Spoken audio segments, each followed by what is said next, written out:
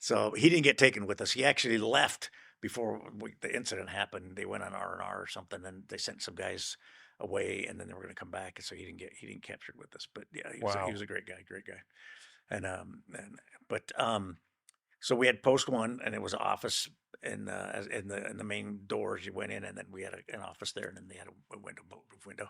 The other post was only in the evening, and overnight was at the ambassador's residence, and Was that was that off the no, it was campus? on campus. Okay, it Everything was was. on the campus, and then you just sat outside his door at night, and if you were there in the evening, if you were there in the evening before the other guy came to get relieved you for the overnight shift, he'd always invited you to have dessert with him at dinner. Dessert. Yeah, he'd have dinner and then invite you to dessert.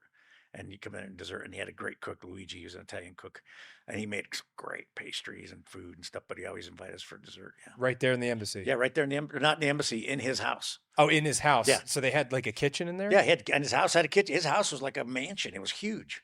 Yeah, Really? it was beautiful. All on the embassy Yeah, on the embassy grounds. grounds, they had two houses. They had the Charge d'Affaires house, and then they had the ambassador's house. But the ambassador liked to be called Charge d'Affaires. Charge The d'affaires? affairs, yeah, like the second in charge. He didn't want everybody to know he was because back then it was who was doing it was the Bader Meinhof gang, Carlos the Jackal, Elich Ramirez Sanchez. They were all kidnapping ambassadors at the time all over the country. If you knew that, get for ransom or whatever, that In kind of thing. Iran that was happening? It didn't happen in Iran at the time, but it happened on other places around the world. Oh, wow. And those were the terrorist groups at the time. You Okay. know, Elich Ramirez, it was Carlos the Jackal, the Bader Meinhof gang, all got different kind of little terrorist groups. And there wasn't really any Islamist terrorist groups at that time that we knew. I mean, there were some around, but they weren't really messing with us, the Americans, or anything at that time. Yeah. Yeah, yeah.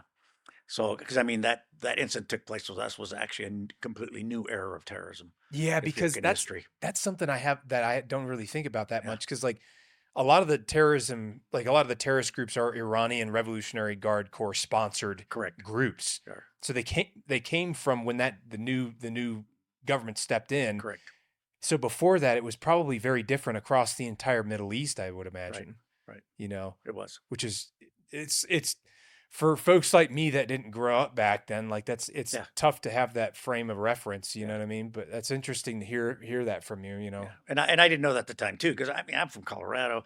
I knew Colorado history and U.S. history, and then we didn't have CNN or anything like that. And it wasn't until after I got involved in that incident, then came back and then realized what was going on and all this new stuff.